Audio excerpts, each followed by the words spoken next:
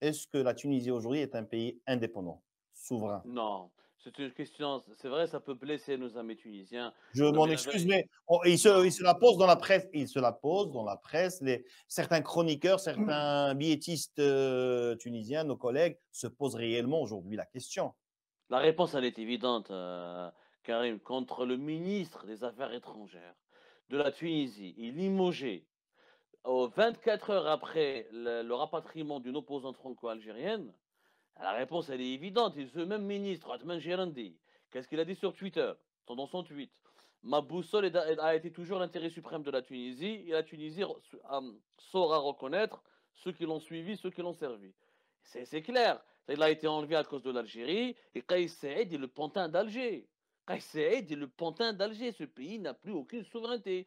La Tunisie d'aujourd'hui, c'est comme le Liban avec la Syrie dans les années 2000 ou avant l'arrivée, ouais, dans les années 2000 ou même ici, hein. C'est avant le début avant 2011, avant le début de la guerre en Syrie. Rappelez-vous que le régime syrien contrôlait pratiquement le Liban. Contrôlait, on va dire, 80% des ponts de la vie politique libanaise. Bah, le régime algérien a libanisé la Tunisie. Exactement comme il a fait le régime syrien. Il a libanisé la Tunisie. Et aujourd'hui, la Tunisie, elle est dans une situation hyper délicate, en faillite économique. Kais Saïd, il sait très bien qu'il n'a pas de légitimité populaire réelle. Il sait qu'il ne peut pas tourner le dos à Alger, que Alger le protège et le maintient. Et que si Alger lui tourne le dos, la Turquie, plutôt oui, la Turquie, le Qatar et tout ça, ils vont le tailler en pièces. Donc voilà, c'est devenu un pantin. La Tunisie aujourd'hui, je l'ai toujours dit, il ne faut pas, tout opposant, toute personne qui a une opinion hostile au régime algérien ne peut pas aller en Tunisie. La Tunisie, c'est devenu une wilaya algérienne. Mais Voilà, c'est malheureux. sur ce cas-là exactement, l'Algérie n'a pas eu gain de cause. Finalement, Kais Saïed s'est rangé du côté français.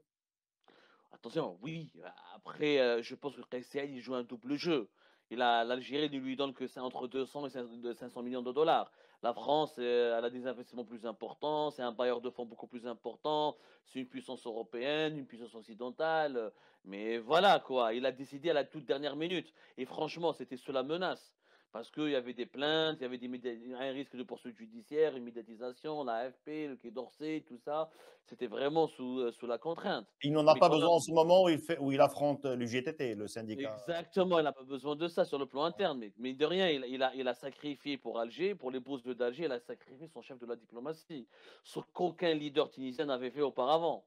Je n'ai pas pour mémoire un pays maghrébin qui a sacrifié son chef de la diplomatie pour calmer la colère du pays voisin. Si vous avez un exemple historiquement parlant similaire, j'aimerais bien le connaître. Ça ne me vient pas à l'esprit. Alors, Ouais, Monet, j'allais dire Pedro Sanchez, Espagne, mais bon. il a sacré. Oui, mais c'est en Espagne, pas au Maghreb. Ouais. Alors, qu'est-ce qui se Mais passe en Tunisie réellement? moi, je pense que m'est revenu à l'esprit une déclaration fameuse de Feu Hassan II à une radio, dans une interview à une télévision française, quand on lui a posé la question sur la Tunisie. Et à l'époque, quand le régime de Bourguiba avait des problèmes avec la Libye de Kadhafi, il avait dit que la Tunisie, c'est d'abord un peuple et que donc on peut pas tuer un peuple. Un peuple vivra toujours indépendamment des gens qui Qui le le gouverne? dirigent, qui le gouvernent.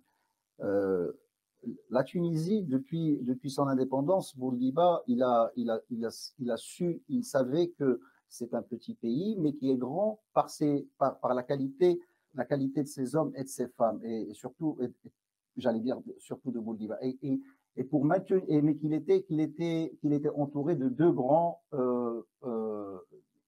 pays qui sont beaucoup plus forts et beaucoup plus nombreux que lui et beaucoup plus riches que la Tunisie.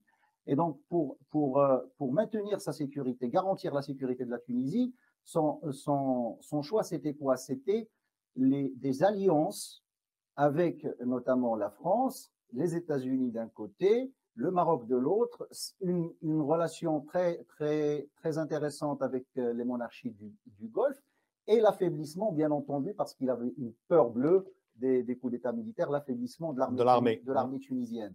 Ce choix-là a perduré, a permis à la Tunisie de se développer et de se maintenir et de garantir sa sécurité pendant tout le règne de Bouteflika.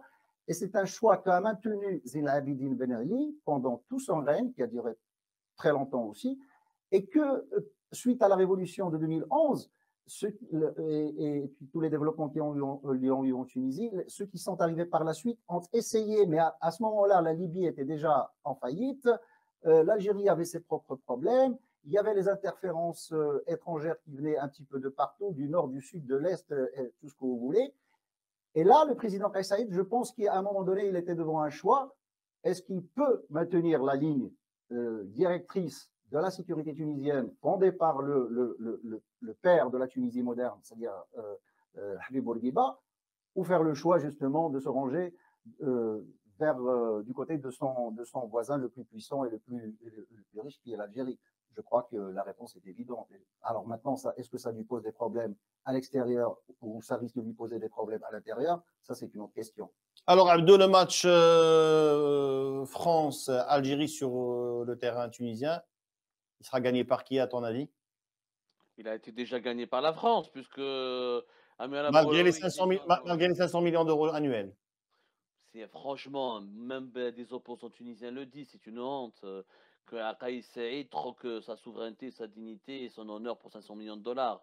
Franchement, c'est le dirigeant le moins cher du monde. 500 millions de dollars, c'est un pupitcha pour un pays de 10 millions d'habitants quand même, pas de la Tunisie, on ne parle pas du Swaziland ou du Burundi, c'est une honte absolue. Kais Saïed est une calamité, mais Kais Saïed est le syndrome de la décadence tunisienne. Il faut dire la vérité. La Tunisie, elle est décadente, elle fait les frais de ses divisions politiques depuis 2011. Et puis, Kais Saïed, qu'on le veut ou non, c'est le symbole de l'échec des printemps arabes. Ah, ce monsieur, c'est le symbole parfait. La démocratie ne réussit pas nulle part. Elle ne peut pas réussir dans le monde arabe, ni dans un pays arabo-musulman, tant qu'il n'y a pas des conditions socio-économiques qui sont réunies. La Tunisie, aujourd'hui, elle est un laboratoire de l'échec de la démocratisation d'un pays qui n'a pas les moyens d'entretenir une culture démocratique. Une culture démocratique, il lui faut d'abord une croissance économique. On ne peut pas instaurer une démocratie dans un pays qui n'arrive même pas à payer, à acheter des carburants. Soyons sérieux. Donc voilà, mais le match a été gagné par la France. Bien sûr qu'elle a été gagnée par la France.